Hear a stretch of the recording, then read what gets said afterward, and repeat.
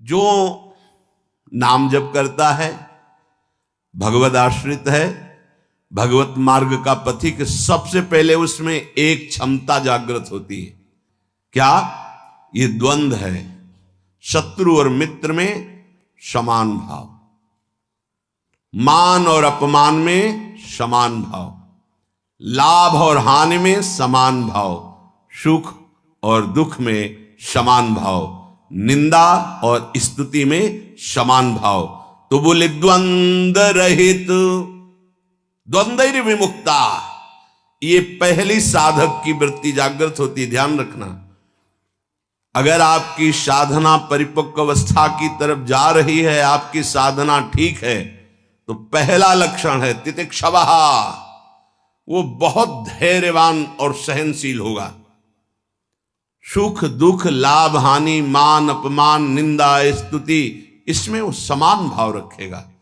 चलो हमारी स्थिति ऐसी नहीं, लेकिन हमें सुनने को मिला तो समान भाव रखने की चेष्टा तो करें। पूज्यपाद श्री उड़िया बाबा जी महाराज, यदि तुमसे कोई द्वेष करता है और तुम्हें भगवत प्राप्ति करनी, तो वो जब दिखाई दे तो उसके चरणों में प्रणाम करो। अगर पास से निकले तो राधे श्याम, वो भले ना बोले, अगर तुम ऐसा किए तो उसके बैठे हृदय में जो श्री भगवान हैं वो मिल जाएंगे तुम्हारे को। अगर तुम्हारी दृष्टि दोषयुक्त हुई तो कर लो भजन, जब तक वो नहीं मिटाओगे तब तक भगवत प्राप्ति नहीं होगी। हरिवंश नाम लीन जे अजात शत्रु ते सदा, ये शुद्ध परमार्थ अध्यात्म की चर्चा है। यहां व्यवहार को भी अध्यात्म बनाया जाता है। प्रयत्न करो सहने का, मिटाने का। क्या गाली दे रहा है कोई, श्रवणेंद्रिय ने सुना, मन में जाके दाह पैदा है, ये नहीं, मेरे भगवान अपने समीप मुझे ऊंचाई देना चाहते हैं, प्रेम की ऊंचाई, ज्ञान की ऊंचाई, इसलिए ये कटु वचन बुलवा रहे हैं, मुझे सहन करना है। राधा राधा राधा, आगे निकल गए। जो सुख दुख, मान अपमान, लाभ हानि आदि द्वंद्वों को सह जाता है, देख लो, यहां लड़ना नहीं है, भक्ति सहना सिखाती। बोले कब तक सहेंगे? जब तक भगवान न मिल जाए। बोले वो तो बहुत ही दुष्ट हो जाएगा, अगर हर बार सहेंगे तो अगली बार और बढ़ के आएगा। कदापि नहीं। जो अपराध भक्त कर करे, राम रोष पावक सो जरे, तुम सहो आग उधर लग जाएगी। उमा क्षमा सापौते भारी, अपने कर्म जाय अपकारी। तुम अपने को बचाओ, मालिक देख रहा है, वो ऐसा हिसाब करेगा। एक नवयुवक था जिसकी देखो हंसी उड़ाता था, बहुत परेशान करता था। एक भगत जी निकले उनके छेद, तो दाढ़ी मुछ को लेकर बहुत उपहास किया। 2 रुपए निकाले, दिए। उसको लगा पीछे आ रहे थे आर्मी के, फिर उनका उपहास गिरा के 10-5 ला तो थप्पड़ मारे ना, वो जो 2 रुपए दिए थे ना, हिसाब हो गया।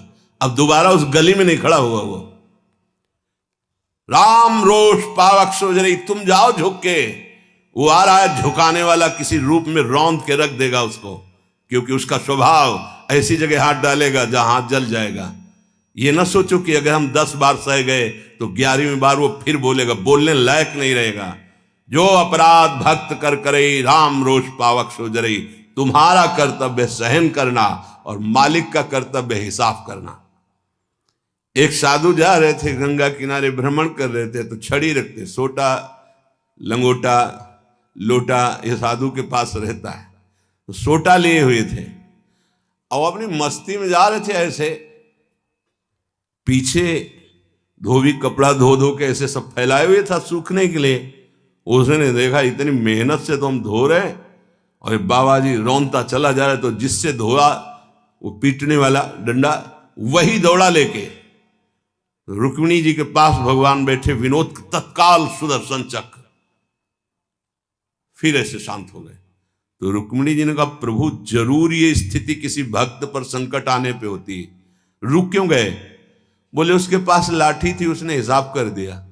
2-3 डंडे बाबा जी ने मारे और 2-4 डंडे धोबी ने मारे, तो दोनों धोबी ही है, इसीलिए मट गए। हाँ, अगर वो सर झुका देता तो वहां द्वारिकाधीश का सुदर्शन चक्र सेकंड के कम हिस्से में उपस्थित हो जाता। सर्वव्यापी तत्व है भगवान के पार्षद। जैसे नारायण निकला और वहीं हरि पार्षद प्रकट हो गए। आप अगर डंडे चलाओगे ना तो हिसाब किताब आपका भारी पड़ जाएगा। अगर आपने सर झुका दिया तो वो हर समय तुम्हें देख रहा है। कोई क्षण ऐसा नहीं है, कोई जगह ऐसी नहीं जहां उसके नेत्र ना हो। हाँ, विश्व तच्चक्षुर, पूरे विश्व में उसके नेत्र विराजमान हैं। सहना सीखो। यदि आगे बढ़ना है तो सहना सीखो। हमारी बात मान लेना। अगर मान लोगे तो जान जाओगे कि इसका रहस्य क्या है। जो सह गया तो भगवान को प्राप्त हो गया। जितना सहोगे उतने महान बनते चले जाओगे। ये शिक्षा हमको एक शराबी ने दी थी। वैकुंठ धाम ब्रह्मावर्त बिठोर ले गया। एकांत में ठाकुर जी के श्री विग्रह को दिखाया और नीचे के संगमरमर को दिखाया और कहा देखो यही संगमरमर तिल तिल काटा गया, टूटा नहीं तो आज भगवान बन करके आरती होती है। ए बाबा जी बना टूटना नहीं, चाहे जितना कष्ट आवे। सहनशीलता, सहनशील, आशय, उदार, धीरज सहित विवेकी, विवेकवान, धैर्यवान, सहनशील महात्मा होता है। चाहे गृहस्थ हो या विरक्त हो, भगवत मार्ग का पथिक ये नाना प्रकार की कुचेष्टाएं करने पर दुखी या व्यथित होकर कुचेष्टा नहीं कर बैठता है। द्वंद्व रहित। आगे गतमान, ये जो अभिमान और ममता सर्वनाश कर देती है। भगवत मार्ग का उपासक उस अभिमान का सर्वनाश कर देता है। नहीं, किसी भी बात का अभिमान नहीं। सच्ची कहते हैं जिस क्षण प्रभु बुलवाना ना चाहे तो एक शब्द भी नहीं आता हृदय में। कई बार हृदय से एकदम शून्य, खाली। अब न कोई प्रश्न का उत्तर है, न कोई प्रश्न है, न कोई वार्ता है।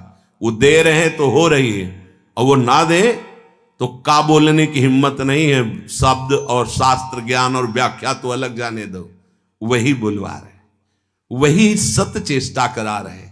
इस सतमार्ग पहाड़ पे चलना है, ये हमारे चढ़ने की योग्यता नहीं, पर वो वाचालम बना देते हैं। मूक को पंगु से पहाड़ चढ़ा देते हैं।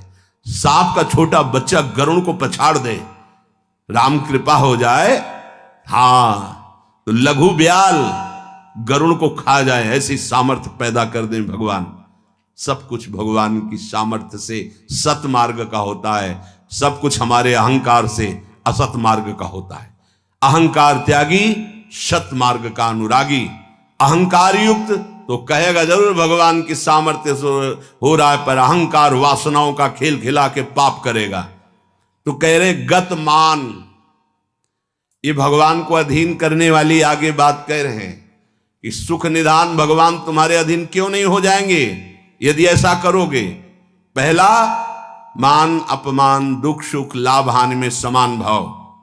दूसरा, मान को स्वीकार मत करो।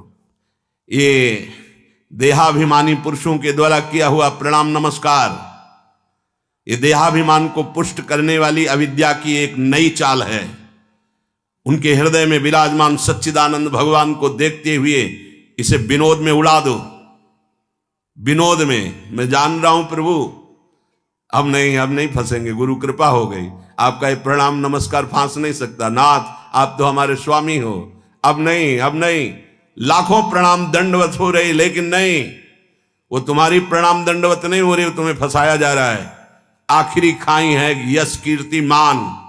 नहीं, हे सच्चिदानंद गुरुदेव, आप सब रूपों में काहे को मजाक कर रहे हो प्रभु, आप ही तो विराजमान हो नाथ, कोई नहीं फंसा पाएगा। अब हम तो बड़े भजनानंदी, हमारा बड़ा नाम हो रहा है, प्रणाम नमस्कार हो रहा, तो आगे है खाई, उसमें मुंह भरा गिर जाओ, निकल नहीं पाओगे। जैसे कंचन की खाई, कामिनी की खाई, ऐसे कीर्ति की खाई। तो गत मान, सबहि मान प्रद आप मानी, सबके चरणों में बंधन भक्ति, मेरे नाथ इन सब रूपों में विराजमान। वो प्रणाम कर रहे हैं, नमस्कार कर रहे हैं, वो जय बोल रहे हैं, ये उनकी महानता है। वो अपने हृदय की स्थिति के अनुसार बर्ताव कर। हम तो अधम जीव हैं, प्रभु की कृपा से चल रहे। मेरे प्रभु सब रूपों में, कहीं मान नहीं छुएगा, और अगर मान छू गया तो विष चढ़ गया। सम्मानम कल्याति घोर गरलम। ये मान रूपी जहर केवल गुरु कृपा से ही दूर होता है। एक ही जगह गुरु घाट जिनमें इसकी धुलाई होती है, वहां कोई भी तुम्हारी चतुराई नहीं चलेगी, कोई भी गुण नहीं चलेगा, कोई भी प्रभाव नहीं चलेगा। वहां धुल के रख देते हैं इस मान को, और जहां मान धुला और दैन्यता आई तो हरि कंठ लगा लेते हैं, भगवान उसे अपने समीप रख लेते हैं। बलिहारी गुरु आपने, जिन्होंने मान को मिटिया मेट कर दिया। बलिहारी कभी नहीं सुधरता है मान का स्वभाव। ये गुरुदेव, इसीलिए गुरुदेव के हाथ का खिलौना कोई बिरला ही बनता है। अहंकार के हाथ के खिलौने तो सब बने हुए, जैसी चाबी भरता है अहंकार वैसे ही खेल हो रहे, लेकिन कोई गुरुदेव के हाथ का खिलौना विशेष लाडला होता है। भर दी चाबी, अब उसके हृदय में खेल चल रहा है निकुंज का। मान का त्याग करा करके दैन्यता का भाव प्रकाशित करना, ये प्रेमी महापुरुष सदगुरुदेव की कृपा से होता है। गत मान, आगे ज्ञान रथ। ज्ञान किस बात का? एक क्षण भी प्रभु का स्मरण न छूटे, इससे बड़ा कोई ज्ञान नहीं। बात पकड़ लो। तुम्हें कुछ आता हो या ना आता हो, बस राम कृष्ण हरि राधा राधा बोलना आता है, इससे बड़ा कोई ज्ञान नहीं है। ये भगवद स्मृति है। यस्य स्मरण मात्रेण जन्म संसार बंधनात् विमुच्यते, नमस्तस्मै विष्णवे प्रभु विष्णवे। जिनका स्मरण मात्र जन्म मरण बंधन से मुक्त कर देता है। राधा राधा कृष्ण कृष्ण। ज्ञान रथ। जब आप नाम जप करेंगे तो स्वाभाविक, सच्ची मानिएगा, इस शरीर से प्यार खत्म हो जाता है। ये बहुत व्यवस्थित भगवान की कृपा से चलता है, पर इससे राग नहीं रहता। पुराने कपड़े से जैसे तुम्हारा कोई राग नहीं रहता, फेंक देते हो कूड़ा में, ऐसे ही इस शरीर से ज्ञान रत उपासक को कोई संबंध नहीं रहता। बिल्कुल समझ लेना। जैसे कबाड़ में पड़ी हुई गाड़ी से ध्यान आएगा, ऐसे गया, पर आपकी रति नहीं होगी क्योंकि बेकार हो गई है। ऐसे हर समय उपासक की दृष्टि में गाड़ी, ये जो पांच भौतिक गाड़ी, ये केवल भगवत प्राप्ति के लिए है। अगर ज्ञान प्रकट हो गया तो इससे कोई रति नहीं रहती, इससे कोई अपना शरीर का राग मिट जाना ही सब ज्ञान है। भगवान नाम में रुचि हो जाना ही सब ज्ञान है। बस दो बात समझ लो, जितना इससे तुम प्रेम करोगे उतना ही पापाचरण होगा, और जितना नाम से प्रेम करोगे उतना ही इससे वैराग्य होगा, और आप दिव्य उन्नति को प्राप्त हो जाएंगे। ज्ञान रथ, सच्चा ज्ञान। मैं भगवत स्वरूप हूं, ये मैं शब्द अंतःकरण से निकलता है। बस स्वरूप हूं है, मैं के साथ हूं है, नहीं तो स्वरूप। बस स्वरूप, मैं स्वरूप हूं, ये अंतःकरण धर्म से निकल रहा है। और केवल है स्वरूप, ये है, वहां कोई और शब्द नहीं जुड़ता। न मैं न हूं, वो है, वही है, वो भी खत्म, केवल है। यह है पूर्णता, ज्ञान की पूर्णता, भक्ति की पूर्णता है। कौन? गोविंद, गुरुदेव, किशोरी जी है। बिरत खटाई नाना कस।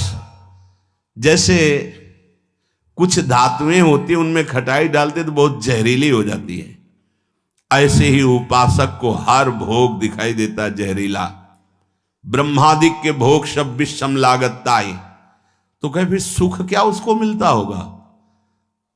गांव में जब गुड़ बनाया जाता है तो ऊपर का जो फेन निकलता है ना, गांव के जो गरीब लड़के होते हैं दौड़ के वो चाटते हैं, बड़ा मीठा अच्छा लगता है।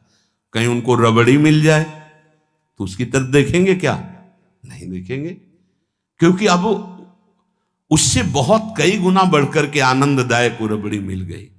जैसे निर्मल विशाल मृदु जल का जलाशय मिल जाए तो छोटे छोटे गंदे गड्ढों की याद नहीं आती, ऐसे सच्चिदानंद भगवान का सुख स्फुरित होता है जब, ते गंदे विषय विष की तरह दिखाई देते। ब्रह्मादिक के भोग सब विषम लागता है। तो बोले उस उपासक के हृदय में इतना वैराग्य हो जाता है, जैसे वमन, खाने का मन नहीं होगा। विष्ठावत, मलवत त्याग, मल त्याग के बाद कोई अहंकार नहीं होता, अर्थात वो त्यागी भी है और अहंकार का त्यागी है। जैसे इसमें कहा बीरत खटाई नाना कस, जैसे काश आदि जो पात्र हैं इनमें खटाई पड़ जाए तो बहुत जहरीली हो जाती है। बोले ऐसे ही ये सारे विषय उसे जहरवत दिखाई देते हैं। इसीलिए जो विषय प्रिय लग रहे हैं उनसे पिंड छुटाना हो तो भगवान को अर्पित करके भोग लगा के पाओ। गंदे विषय भगवान को भोग लगाए नहीं जाते। अगर कोई भी प्रिय पदार्थ है आपका कि ये तो हमें बहुत पसंद है, तो उससे पहले 20 मिनट प्रभु को भोग लगाओ और थोड़ा प्रसाद लेके बांट दो। कोई और ना हो तो पशु पक्षियों को बांट दो, राग खत्म हो जाएगा, पक्का राग खत्म हो जाएगा। ये गुरुजनों के अनुभव की बात है।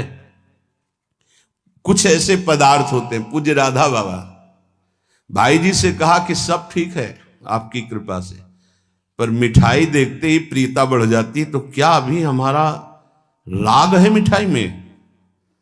भाई जी हर समय बाबा की मनोवृत्तियों को देखने वाले महापुरुष, तो उनका नहीं, तुम्हारी स्थिति में मिठाई का राग नहीं है, ये स्वभाववश शरीर की आवश्यकतावश पूर्व अभ्यास रहा है। तो ऐसा हो जाता है कि जैसे सब पदार्थ रखा है, जो प्रिय है उसे उठा लिया और पाने लगे, उसका कोई राग नहीं है, स्वभाववश तुम्हारे शरीर को आवश्यकता है तो स्वभाव बन चुका है, पर राग नहीं है। पर अपने लोगों की स्थिति नहीं है, अपने लोगों का राग है। हमें जो राग है सच्ची मानो गुरुजनों की आज्ञा पे चले तो नष्ट हो जाएगा। जो प्रिय से प्रिय वस्तु लगे, 20 मिनट भोग लगाना, दिखाना नहीं केवल, क्योंकि होगा ना कि गरम गरम पकौड़ा और चटनी और सब दिखा लो तो श्री जी को पालो, नहीं, रसेंद्री को नहीं, श्री जी को पवाओ और इसके बाद एक पकौड़ा चटनी आप लो, बकाया दूसरे को दे दो, आप अपना पेट भरो रोटी से। आप देखो ना आपकी रसेंद्री बस में, रसेंद्री बस में हुई हर इंद्री बस में हो जाएगी। यहां कह रहे बीरत खटाई नाना कस, ये नाना प्रकार के भोग भोगते समय बहुत व्यतीत हो गया। उस उपासक को ये विश्वत नजर आते हैं जिसको भगवत प्राप्ति की चाह होती। तो बोले सुख निधान सुजान कौशलपति हुए प्रसन्न, कहू क्यों न होई बस। यदि ऐसे चलोगे तो भगवान बिना बुलाए आपके पास आ जाएंगे। कैसे? द्वंद्व रहित, मान अपमान निंदा स्तुति समान भाव से सह जाओ। गतमान, कोई सम्मान करे स्वीकार मत करो, उसके भोक्ता मत बनो। ज्ञानरत, ये शरीर नष्ट हो जाएगा, तुम अविनाशी हो। विषय विरत खटाई नाना कस, जितने भोग हैं इनमें कोई सुख नहीं है। और फिर जैसे देह गे से प्यार करते ऐसे प्रभु से प्यार करने लगे। तो कह रहे प्रभु अपने आप आपके अधीन हो जाएंगे। सर्वभूत हित निर्व्यलीक चित, भगति प्रेम दृढ़ नेम एक रस। तुलसीदास यह होई तबहि जब, द्रवै ईश जेहि हतो शीस दस। भगवान जिसको अपना बनाना चाहते हैं तो उसके हृदय में एक बात प्रकट होने लगती है, कैसे सबको सुख पहुंचाऊं। सर्वभूत हित, ये बात, ये लक्षण है भक्त का।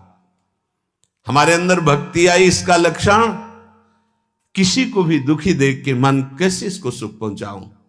भले हम कुछ नहीं कर पा रहे, लेकिन सर्वभूत हिते रताहा हमारे हृदय में आ गया, कैसे इसको सुख पहुंचाऊं।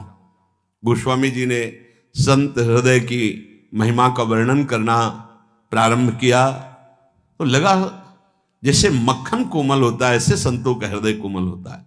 तो लिखा संत हृदय नवनीत समाना, पर विचार किया तो दोष हो गया। मक्खन तभी पिघलता है जब उसमें स्वयं ताप लगे, फिर तो संत की हृदय की बात गलत हो गई। अगर स्वयं के दुख में हृदय द्रवित होता है तो सबका होता है। ये मक्खन का उदाहरण तो ठीक नहीं बैठा, तो आगे तुरंत लिखा, कहा कविन पर कहीं न जाना, निज परिताप द्रवई नवनीता, पर दुख द्रवहि सो संत पुनीता। संतों का हृदय मक्खन जैसा होता है, कवियों ने कहा, पर ठीक नहीं बैठा, क्योंकि मक्खन को स्वयं जब ताप लगता है तब पिघलता है, लेकिन संत तो दूसरे के दुख को देख करके द्रवित हो जाते हैं। सर्वभूत हित, जो समस्त भूतों का मंगल सोचता है, तो आनंद घन चतुर शिरोमणि भगवान उस पर प्रसन्न हो जाते हैं, उसके हृदय में निर्विकारता प्रकाशित हो जाती है, उसका चित्त एक रस सच्चिदानंद सुख में निमग्न हो जाता है। तुलसीदास जी कहते हैं, ये सौभाग्य उसी को मिलता है 10 शीश का हनन करने वाले भगवान जिस समय जिस जीव पर कृपाल होते हैं तो सत्संग मिलता है, और सत्संग से ये सब प्राप्त हो जाता है। अगर हमें नाम ऐसा प्रिय लगने लगे तो सब लक्षण आ जाएंगे। भगवान से भी बढ़कर के भगवान का नाम, ये शाम के कल बहुत इसका चिंतन होता रहा, बार बार हृदय आह्लादित होता था कि गजब की निष्ठा, नाम की गजब की निष्ठा। ध्यान पूर्वक सुनिए, हर शिकायत खत्म हो जाएगी। प्रिय राम नाम ते जाहि न रामो, बड़ा सुख मिलता है। जैसे शब्द है ना, उनमें डुबकी लगाओ, एकदम निहाल कर देते। प्रिय राम नाम ते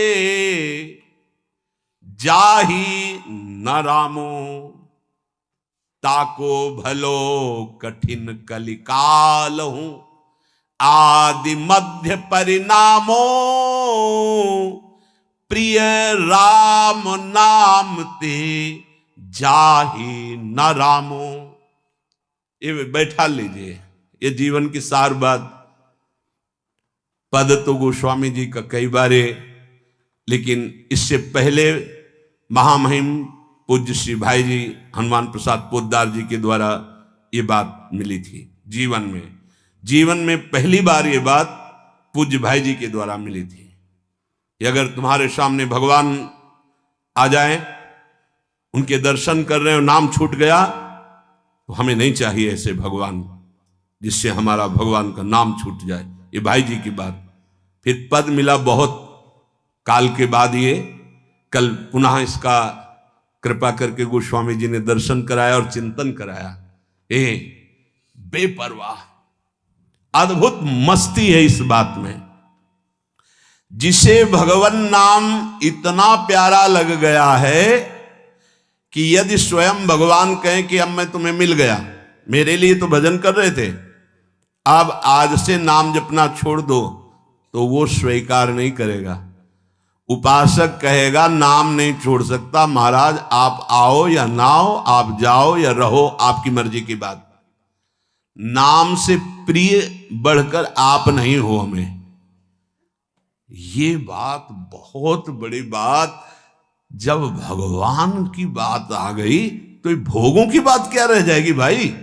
ये पद प्रतिष्ठा रुपया पैसा, अभी नाम का स्वाद ही नहीं चखा। ये ताको भलो कठिन कलिकालो आदि मध्य परिणामों, आज कल परसों हर समय परमानंद बना रहेगा। एक कलयुग कुछ नहीं बिगाड़ सकता। यदि जिह्वा में ऐसा प्यार उदय हो गया कि मुझे नहीं चाहिए और कुछ, जो हमें नाम छोड़वा दे वो कुछ संसार की पद प्रतिष्ठा तो जाने दो, हमें भगवान से भी नहीं मिलना। यदि वो आ जाए और नाम छूट जाए तो मुझे उनका आना नहीं। प्रिय राम नाम ते जाहि न रामो, ये बहुत बड़ी बात है। ये जनसाधारण नहीं समझ सकते, बहुत बड़ी बात। कैसे छूटेगा फिर नाम, सोचो कैसे छूटेगा। आग लग जाएगी कि ओहो, जिस नाम के बराबर नामी से मिलन की भी बात नहीं कही गई, उस नाम को हम चंद विषयों में, तुच्छ विषयों में, तुच्छ व्यक्तियों के मायाजनित संभाषण में छोड़ देते हैं। हमारी कहां की निष्ठा। गोस्वामी जी कह रहे हैं, प्रिय राम नाम ते जाहि न रामो, बार बार इसलिए करें, बैठा लो। सकुचत समुझी नाम महिमा, मद लोभ मोह को कामो। राम नाम जप निरत सुजन पर, करत छाह घोर घामो। प्रिय राम नाम ते जाहि न रामो। बस यही लगता है, यही परम विश्राम है। इससे बड़ी कोई बात नहीं हो सकती।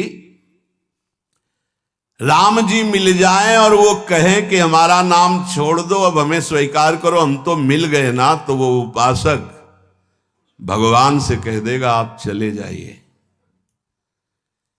जिस नाम के बल से आप हमारे पास आए, उस नाम को मैं नहीं छोड़ सकता।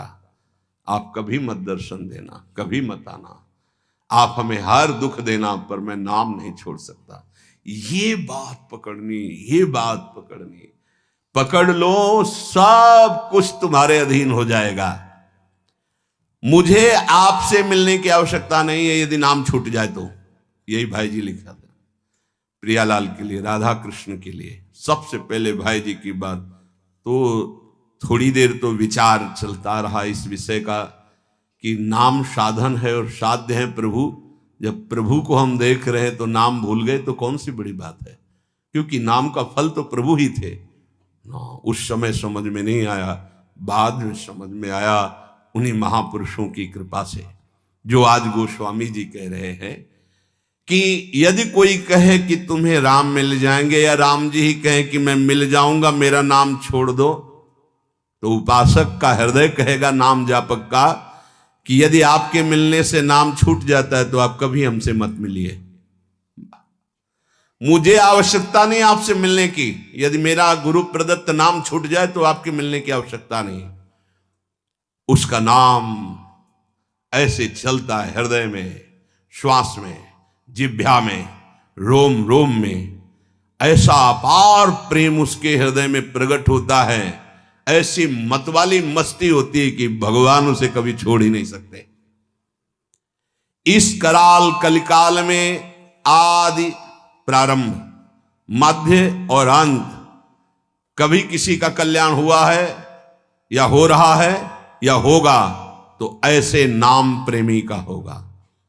ये आदि मध्य परिणामों। अगर नाम जब चल रहा है तो जो पीछे महापुरुष हुए हैं, जो अब हैं, जो आगे होंगे, वो नाम के प्रभाव से ही है। नाम की महिमा इतनी अपार है, ध्यान दीजिए। अभिमान, लोभ, अज्ञान, क्रोध, काम, ये उसके हृदय में ही नहीं रह जाते जिसके निरंतर नाम चलने लगता है। ये सब सकुचा कर भाग जाते हैं। जैसे किसी महान बलशाली को देखकर छोटे मोटे योद्धा गर्दन झुका के भाग जाते हैं। ये काम आदि दोष उन्हीं को परेशान करते हैं जिनके नाम नहीं चल रहा। सच्ची मानिए, मान लीजिए, विश्वास कर लीजिए, बहुत बड़े लाभ की बात है नाम। सामने ही ये सर ऊंचा नहीं कर सकते। कौन? बोले नाम महिमा का ऐसा प्रभाव, मद, अभिमान, लोभ, भोगों का, पैसे का, पद का, मोह, परिवार का, क्रोध, नाना प्रकार की प्रतिकूलताओं से प्रकट होता है, और काम, ये गर्दन झुका के भाग जाएंगे यदि तुम्हारे निरंतर नाम चल रहा है। वो हम ये छोड़ नहीं पाते, नहीं छोड़ पाओगे। ये भगवत शक्ति से संपन्न योद्धा हैं। नाम नाम चल रहा है, भाग जाएंगे। नई अवस्था ठाकुर हरिदास जी की, बस नाम चल रहा है। 3 दिन प्रयासरत रही, स्वयं भक्त बन गई, उनके हृदय में कोई फर्क नहीं पड़ा। क्यों? क्योंकि नाम चल रहा है। जो नाम जप करता है, बहुत महिमा की बात कह रहे हैं। राम नाम जप निरत सुजन पर करत छाह घोर घामो। घोर धूप में भी धूप छाह से भी बढ़कर शीतल बन जाएगी नाम जापक को। अर्थात घोर विपत्ति, घोर प्रतिकूलता उसके लिए भारी अनुकूलता और मंगल बन जाएगी जिसकी जिह्वा पे नाम चल रहा है। यदि कोई कहे कि हमने नाम के प्रभाव से पत्थर में कमल उदित होते देखा है, तो आश्चर्य मत मान लेना, बहुत छोटी बात है ये। कह रहे हैं नाम प्रभाव सही जो कहे को शिला सरो रूह जामो। जो सुन सुमिरी भाग भाजन भई सुकृत शील भील भामो। यदि कोई तुम्हें ऐसा कह दे कि हमने देखा है पत्थर में कमल खिल गया, असंभव, तो तुम मान लेना कि वो नाम जापक ऐसा हो सकता है। नाम जापक कुछ भी कर सकता है, क्योंकि नाम में कर तुम अकर तुम अन्यथा सब सामर्थ्य विराजमान। जो बिल्कुल नहीं हो सकता वो भी हो सकता है, अन्यथा कर तुम। जैसे जहां सुई का धागा जाना छेद में बहुत कठिन होता है सुई के, वहां से अनंत ब्रह्मांड भगवान पार कर सकते हैं, और उन भगवान को अधीन करने वाला नाम है, सब ठीक हो जाएगा। सब कुछ हो सकता है।